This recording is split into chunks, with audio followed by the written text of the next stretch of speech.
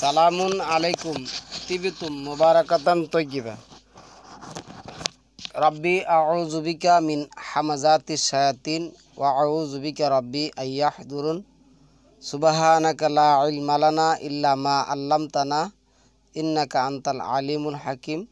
সুবহানা রাব্বিকা রাব্বিল ইজ্জাতি আম্মা ইয়াসিফুন ওয়া সালামুন আলাল মুরসালিন আলহামদুলিল্লাহি রাব্বিল আলামিন।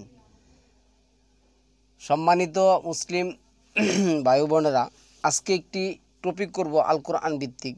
টপিকটা আমার কাছে খুব কঠিন, কিন্তু আপনারা আমাকে কমেন্টসের মাধ্যমে জানাবেন, অবশ্যই জানাবেন আজকের টপিকের ব্যাপারে। টপিকটা হলো, আল্লাহ কি মৃত রাসূলের হাদিস আমাদেরকে মানতে বলছেন, আর আমরা মৃত রাসূলের হাদিস কিভাবে মানব কোরআনের বাহিরে। কোরআনের বাহিরে মৃত রাসূলের হাদিস আমরা কিভাবে পালন করব। মহান আল্লাহ কোরআনে যা বলছেন আমি আপনাদেরকে পড়ে শোনাচ্ছি কোরআন থেকে। আল্লাহ কি বলছেন শুনুন।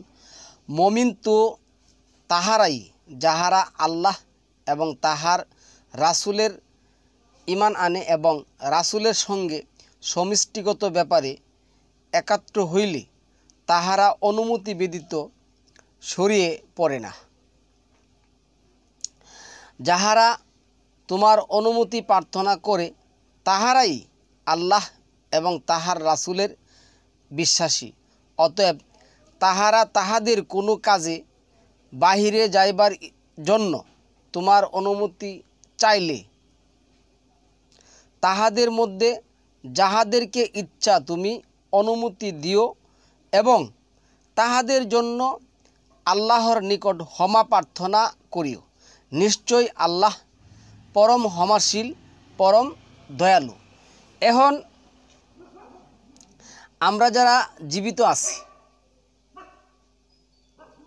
এখন জীবিত আছি, কোরআনের বাহিরে প্রচলিত হাদিস যদি আমরা মানি, তাহলে এই আয়াত দিয়ে কিভাবে মৃত রাসূলের অনুসরণ করব। আমাদের কাছে তো রাসূল নেই। আমি আপনাদেরকে এই কথার গুমর ভেঙে দেওয়ার চেষ্টা করব ইনশাআল্লাহ। হাদিস এইখানে আল্লাহ কখনো বলে নাই যে হে মুহাম্মদ। কেন? মুহাম্মদ হলেন একজন আল্লাহর বান্দা। আল্লাহ যেটা বলছেন 17 নম্বর সূরার 1 নম্বর আয়াতের মধ্যে, সুবহানাল্লাযী আসরা বিআবদি লাইলাম মিনাল মাসজিদিল হারাম, বান্দা। আর 75 নম্বর সূরার মধ্যে কিন্তু আল্লাহ বলছেন বান্দা আব্দুল্লাহ। আচ্ছা, কিন্তু আল্লাহ এখানে বলছেন রসুল। রসুলটা আসছে রিসালাত থেকে, রাসিন লামতা রিসালাত। এই রিসালাত অনুসরণ করলে এখন মৃত রাসূলের অনুসরণ, মানে মৃত মুহাম্মদের অনুসরণ করা হবে। কেন? মুহাম্মদ আল্লাহর পক্ষ থেকে যে রিসালাত পেয়েছেন, যেভাবে তিনি আমল করেছেন, যেভাবে আমল করতে আমাদেরকে বলেছেন, এটা উনি কি করেন নাই, সঙ্গে নিয়ে যান নাই। সুতরাং আমরা যদি এখন এর আমল করি তাহলে কি হবে? মৃত রাসূলের অনুসরণ হবে। তাইলে হবে কি? ফাত্তাবিউনি। এটা কি হবে? ফাত্তাবিউনি। তাইলে হবে আতিউল্লাহ আতিউর রাসূল। আল্লাহর বিধান মানলে, আল্লাহর কিতাব মানলেই মৃত রাসূলের অনুসরণ হবে। সুতরাং আমরা যদি কোরআন ভিত্তিক আমল না করে মৃত রাসূলের অনুসরণ করতে চাই প্রচলিত হাদিস দিয়ে, তাইলে এটা কখনো কোনোদিনও এটা কি হবে না, সম্ভব হবে না।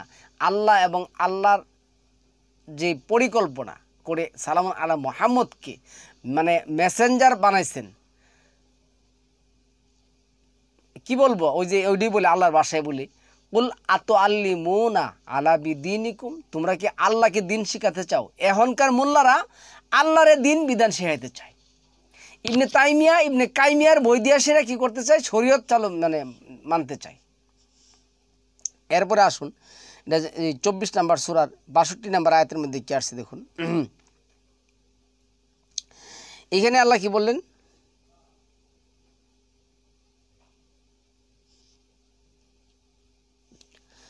আল্লাহ ও তাহার রাসূলের কোনো বিষয়ে নির্দেশ দিলে কোনো মুমিন পুরুষ কিংবা মুমিন নারী সেই বিষয়ে ভিন্ন সিদ্ধান্তের অধিকার থাকিবে না। হ্যাঁ, কেহ আল্লাহ এবং তাহার রাসূলকে অমান্য করিলে সে তো স্পষ্ট প্রদ্ভষ্ট হইবে। এইখানে কি করছে দেখেন, মানে এই আয়াত আপনার বুঝতে গেলে আপনার কি করতে হবে, গভীর মনোযোগ দিয়ে, একবারে ডিপলি মনোযোগ দিয়ে, একবারে আলা লিল্লাহি দিনুল খালেস, মানে সম্পূর্ণ দিনটা একমাত্র আল্লাহ জেনে মেনে আপনার এই আয়াতের কাহিনী বুঝতে হবে, প্রচলিত মোল্লাদের ফাঁকি থেকে বাইরে আসতে হলে। এনে কি করছে দেখেন, আল্লাহ ও তাহার রাসূলের কোনো বিষয়ে নির্দেশ দিলে, মানে আল্লাহ ও তার রাসূল যদি কোনো বিষয়ে নির্দেশ দেয়, তাহলে কি করে কোনো মুমিন পুরুষ কিংবা মুমিন নারী সেই বিষয়ে ভিন্ন সিদ্ধান্তে অধিকার থাকিবে না। সত্য কথা। এখন আল্লাহ কিন্তু বলে নাই আল্লাহ এবং মুহাম্মদ যদি কোনো বিষয়ে কোনো মানে শরীয়ত দেয় তাহলে কেন, আমরা তো বলি, আমি এই যে গত টপিকটা যেটা করলাম যে কেন বলা যাবে না কোরআন ও হাদিস, কোরআন ও হাদিস কেন বলা যাবে না, এই কারণে বলা যাবে না, প্রচলিত মোল্লা সমাজ বলে কোরআন আল্লাহ আর হাদিস নবীর, তো দুইটা বিধান, দুইজনে বিধানদাতা না, একজনই বিধানদাতা। আল্লাহ বলছে তুমি বললো কুল ইন্নাল আমরা কুল্লাহু লিল্লাহ, আমরের মালিক একমাত্র আল্লাহ, আমর এবং বিধান দেওয়ার মালিক একমাত্র আল্লাহ। তো এইখানে আল্লাহ কি করছেন, আল্লাহ ও তাহার রাসূল, আল্লাহ যেই কিতাবে মানে যেই রিসালাতের মাধ্যমে আল্লাহ যা কি করছেন, যা বিধান দিছেন, যা দিছেন, এভরিথিং যা দিছেন তাই সালামুন আলা মুহাম্মদের মাধ্যমে এই কোরআনে কি করা হয়েছে, ইনক্লুডিং করা হয়েছে। এখন আল্লাহ যে বিষয়টা নিষেধ করেছেন, সালামুন আলা মুহাম্মদও ওই বিষয়টা কি করছেন, নিষেধ করেছেন, আর এটা আছে কই, কোরআনে। সুতরাং আমরা যদি এখন মৃত রাসূলের অনুসরণ করতে চাই তাহলে কোরআন একমাত্র অনুসরণ করতে হবে, কোরআনের হাদিস একমাত্র অনুসরণ করতে হবে। মৃত রাসূলের অনুসরণ করতে গেলে আপনি এটা পড়তে পারবেন না, আপনি প্রচলিত এই সমস্ত কিতাব করতে পারবেন না। কারণ সালামুন আলা মুহাম্মদ এই কোরআনে এমন কোনো সাবজেক্ট বা এমন কোনো বিষয় বা এমন কোনো দাড়িকমা কি সেন্টেন্স কি করেন নাই, পরিবর্তন করেন নাই, সব কিছু এখানে এগুলি রেখে দেখেছেন। তার উদাহরণ আল্লাহ আছে, অমা কানা লিনাবিয়্যিন আইয়া গুল্লা, কোনো নবীর পক্ষে আল্লাহ যা নাজিল করেছেন তার পরিবর্তন করা সম্ভব নয়। আর কোনো ব্যক্তির পক্ষে এই কথা বলাও সম্ভব না, এই কথা বলাও জায়েজ না। আল্লাহ যা নাজিল করেছেন তারপরে তাকে কিতাব, হিকমা, জ্ঞান সব কিছু দেওয়ার পরে সে বলবে তোমরা বলো হ্যাঁ তোমরা আমার বান্দা হয়ে যাও, তারা বলবে রাব্বানিয়া, তোমরা আল্লাহর বান্দা হয়ে যাও। এটা 3 নম্বর সূরার 79 নম্বর আয়াতের মধ্যে আসছে। 80 নম্বর আয়াতের মধ্যে সালামুন আলা মুহাম্মদকে বলছেন তোমার পূর্বে যত নবী রাসূল আমি কি করছি, প্রেরণ করেছি, সমস্ত নবী রাসূল থেকে আমি কি করছি, ওয়াদা নিছি যে আমি যেই রিসালাত তোমাদের কাছে অর্পণ করব তোমরা ওই রিসালাতকে কি করবে, মানবে। সুতরাং সমস্ত নবীর অনুসরণ করতে হলে, সমস্ত মৃত নবীর অনুসরণ করতে হলে আপনার কোরআনকে অনুসরণ করতে হবে, কোরআনের হাদিসকে মানতে হবে। প্রচলিত হাদিস মেনে আপনি কখনো সমস্ত নবীর অনুসরণ করতে পারবেন না। এই কথা আল্লাহ 4 নম্বর সূরার 64 নম্বর আয়াতের মধ্যে বলছেন। 4 নম্বর মানে এভাবে অনেক আয়াত আছে, আবার 40 নম্বর সূরার 38 নম্বর আয়াতের মধ্যে বলছেন। যাই হোক, তাহলে এইখানে কি আসছে কথাটা, এইখানে তারা কি দলিল দেয় যে আল্লাহও বিধান দেওয়ার মালিক, রাসূলও বিধান দেওয়ার মালিক। এই যে আল্লাহ ও তাহার রাসূল, আল্লাহ ও তাহার রাসূল, আল্লাহ ও তার বিধানে, আল্লাহ তার বিধানে যে জিনিস কি করছেন, নিষেধ করেছেন বা যে জিনিসের আদেশ করেছেন, কোনো মুমিন ওই জিনিসের কি করতে পারে না, আদেশ করলে আদেশ হিসেবে মানতে হবে, নিষেধ করলে নিষেধ হতে হবে, তার বিপরীত যেতে পারে না। তাহলে সালামুন আলা মুহাম্মদ কি করেন না, জান নাই। এটা 10 নম্বর সূরার 15 নম্বর আয়াতের মধ্যে প্রমাণিত। কাফের মুশরিকরা বলছে তুমি এই কোরআন বাদ দিয়ে নিয়ে আসো, নাহলে এই কোরআন দিয়ে কিছু পাল্টিয়ে নিয়ে আসো। উনি বলছে আমার দ্বারা এটা সম্ভব না, আমি এটা পারবো না, আর উনি চেঞ্জও করেন নাই। তাহলে এখন আপনার এই প্রচলিত হাদিসের জগতে গেলে আপনি কি করতে পারবেন না, কখনো কোনো জিনিসই সিদ্ধান্ত আপনি কি করতে পারবেন না। কোরআনের হাদিস মানলেই একমাত্র সালামুন আলা মুহাম্মদকে, মৃত মুহাম্মদকে অনুসরণ করতে পারবেন। অনুকরণ যা আছে সব কিছু হবে। এরপরে আসুন এই ইরা 33-36 রাসূল এই উদ্দেশ্যেই প্রেরণ করিয়াছি যে আল্লাহর নির্দেশ অনুসারে তাহার আনুগত্য করা হইবে। হইল? পাইছেন যে রাসূলকে একমাত্র এই উদ্দেশ্যেই প্রেরণ করা হয়েছে যে তোমরা আল্লাহর অনুমতিক্রমে তোমরা কি করবে? মানবে।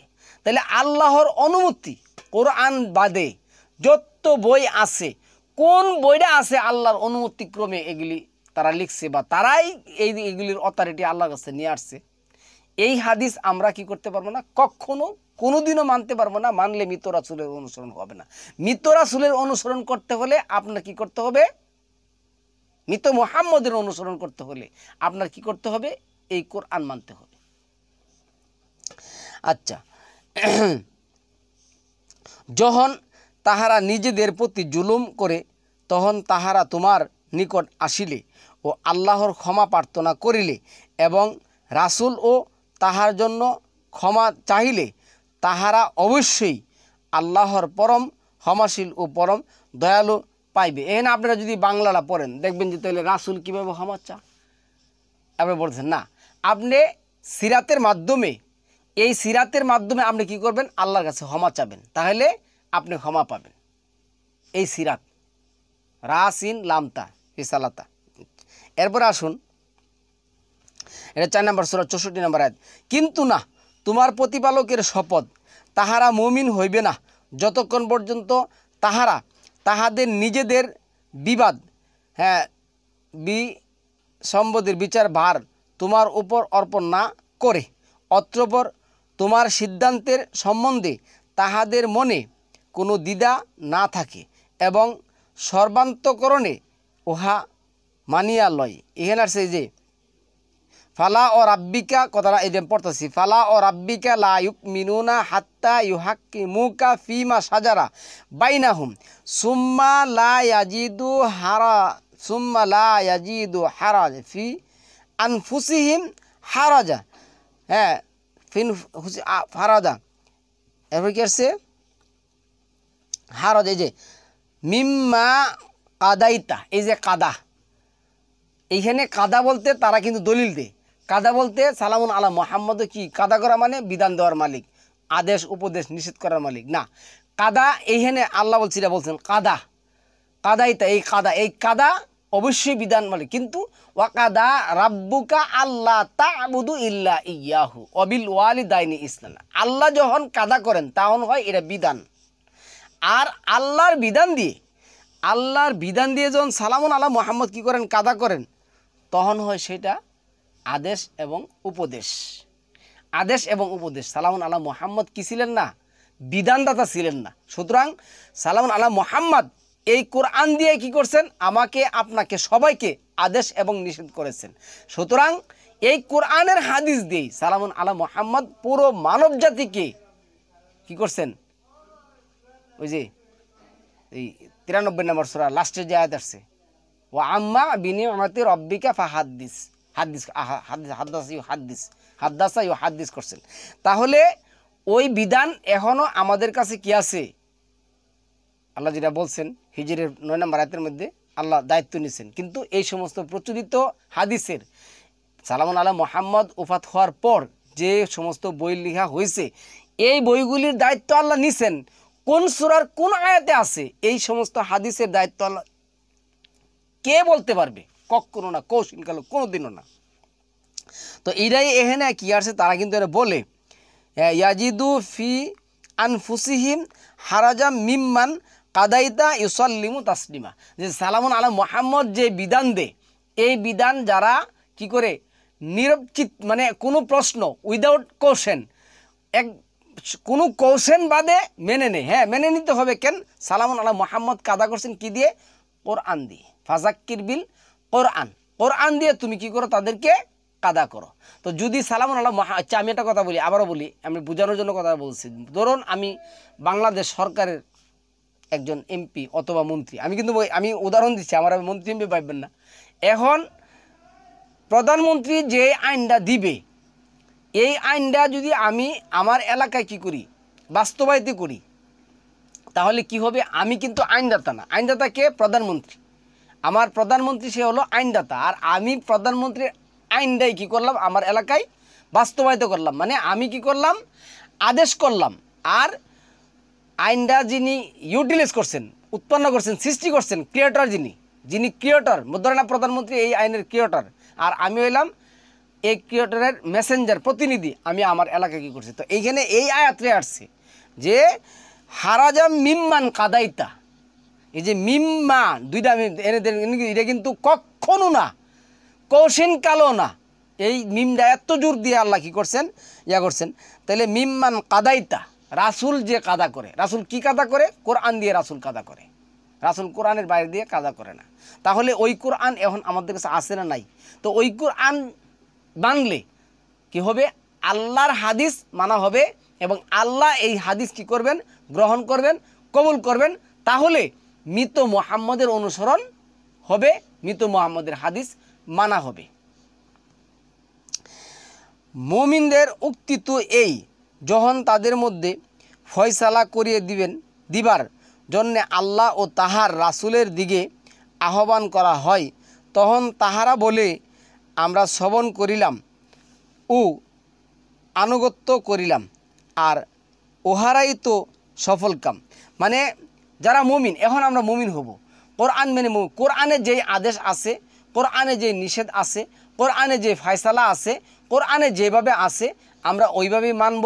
তাহলে আমরা কি বলবো, এই যে আমরা ইডি বলবো, এখানে কথাটা আসছে যে সামিনা ও আতোয়ানা, সামিনা ও আতোয়ানা। এটা কিন্তু আপনার এই যে 24 নম্বর সূরার 51 নম্বর আয়াতের মধ্যে আসছে, আবার 2 নম্বর সূরার 285 নম্বর আয়াতের মধ্যে আসছে, গুফরানাকা রাব্বানা ও ইলাইকাল মাসির। আচ্ছা, তারপরে আসুন, যাহারা আল্লাহ ও তাহার রাসুলের আনুগত্য করে, আল্লাহকে ভয় করে ও তাহার অবাধ্যতা হইতে সাবধান থাকে, তাহারাই সফল কাম। যাহারা আল্লাহ এবং আল্লাহর বিধানকে কী করে মানে, এই বিধানের অবাধ্য হয় না, তাহারাই সফল কাম। যাহারা আল্লাহ বলেন নাই, যাহারা আল্লাহকে মানে, আবার যাহারা নবী মুহাম্মদকে মানে, যাহারা প্রচলিত হাদিস মানে। তাইলে প্রচলিত হাদিস তো মানা যাবেই না, হাদিস একমাত্র কোরআন, এটা আল্লাহ যেটা বলছেন। হাদিসের সংজ্ঞা যেটা তারা বলে, আমরা বলবো হাদিসের সংজ্ঞা কে দিবেন, পরবর্তী টপিকে আসবে। হাদিসের সংজ্ঞা দেওয়ার মালিক কে, আমরা ওইখানে ওই টপিকে বলবো। তো এখানে আমি বলতেছি আল্লাহু নাজ্জালা আহসানাল হাদিস, যা উপর থেকে নাজিল হয় এটারে বলে কি উত্তম হাদিস। আর যা জমিনে কি হয়, হাদিস হয়, এটা হলো লাহুয়াল হাদিস, মানুষের বানানো হাদিস, আবুল তাবুল কথাবার্তি।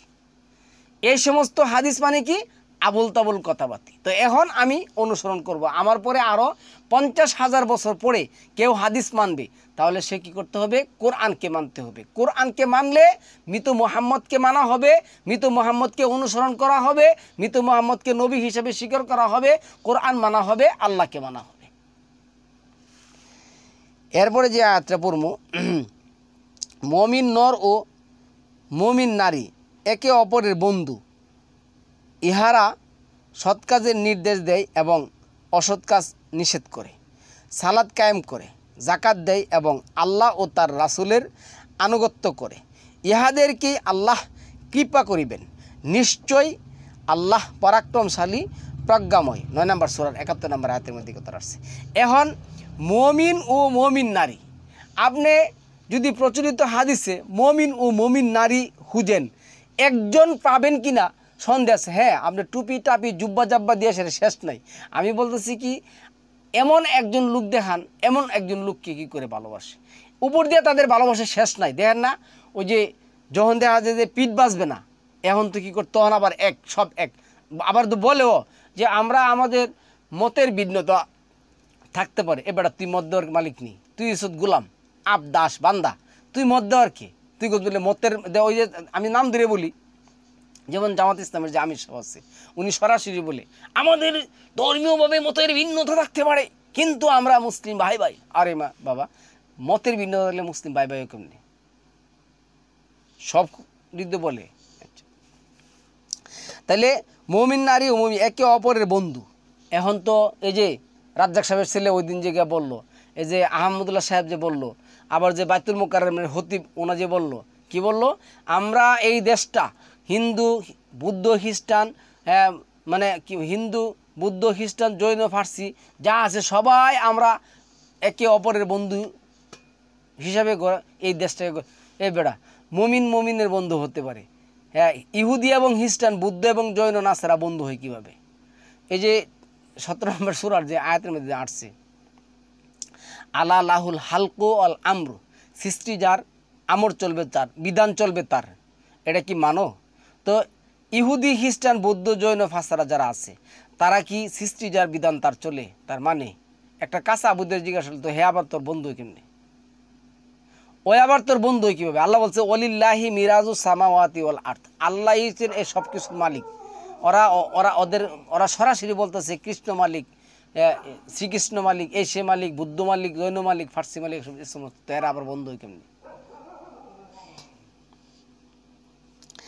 আচ্ছা, তারপরে আসুন 18 নম্বর সূরার, না 48 নম্বর সূরার 18 নম্বর আয়াতের মধ্যে যেটা আসছে, এখানে কি আসছেন, মমিনরা যখন বৃক্ষ তোলে তোমার নিকট বাইয়াত গ্রহণ করলো, তখন আল্লাহ তাদের প্রতি সন্তুষ্ট হলেন, তাদের অন্তরে যা ছিল তা তিনি অবগত ছিলেন, তাদেরকে তিনি দান করলেন প্রশান্তি এবং তাদের পুরস্কার দিলেন আসন্ন বিজয় দিলেন। এই যে আল্লাহ বিজয় দিলেন। আচ্ছা, এই যে এরা বলে ফাত্তাহ, বিজয়, এই যে গাছের নিচে যে সালাম আল্লাহ মোহাম্মদের কাছে কি করলেন, বায়াত হলেন। আচ্ছা, মোহাম্মদ কি ইনুসের মতন গর্দবা ছিল? এবারে একটা আয়াত করতে পারেন ভালো করে, সেরা তার কাছে গেছিস তোরা কি চাইতে, শান্তি চাইতে, তার কাছে গেছিস তোরা নেতৃত্ব দিতে। ওই কিভাবে নেতৃত্ব দিবে? আল্লাহ যে বললেন 21 নম্বর সূরার মধ্যে, আমার বান্দাদের মধ্যে যারা মুমিন তারা কি করবে, রাষ্ট্র পরিচালনা করবে, দেশ পরিচালনা করবে। ইনুস সাহেব কোন দিক দা মুমিন, ওর কাছে গেছে, মানে এদের মিশন কি জানো? এদের মিশন, এই সমস্ত বিভিন্ন ধর্মীয় মোল্লাদের মিশন একটাই, যে কোরআনের হাদিস কি করা যাবে না, মানা যাবে না। আমরা যে হাদিস মহান আল্লাহর সাথে টক্কর দিয়ে তৈরি করেছি এই জমিনের মধ্যে, এই হাদিস কি করতে হবে, মানতে। এই হাদিসের মধ্যে হিন্দু, খ্রিস্টান, বুদ্ধ, জৈন, ফার্সি যা আছে সব ভাই, সব আমরা ভাই। তো এইখানে আল্লাহ যে বিজয় দিলেন, এইখানে সালাম আল্লাহ মোহাম্মদ ওই সময় কয়জন আস্তিক, নাস্তিক, পাস্তিকের সাথে চুক্তি করছেন কোন তো দেখি? এনা আসিল কেউ সাহাবা ছাড়া? এরপরে 48 নম্বর সূরার 10 নম্বর আয়াতে দেন, যারা তোমার বাইয়াত গ্রহণ করে তারা তো আল্লাহর বাইয়াত গ্রহণ করে। এটাও কিন্তু একটা বায়াতের মতো নেই, প্রতিষ্ঠা করা।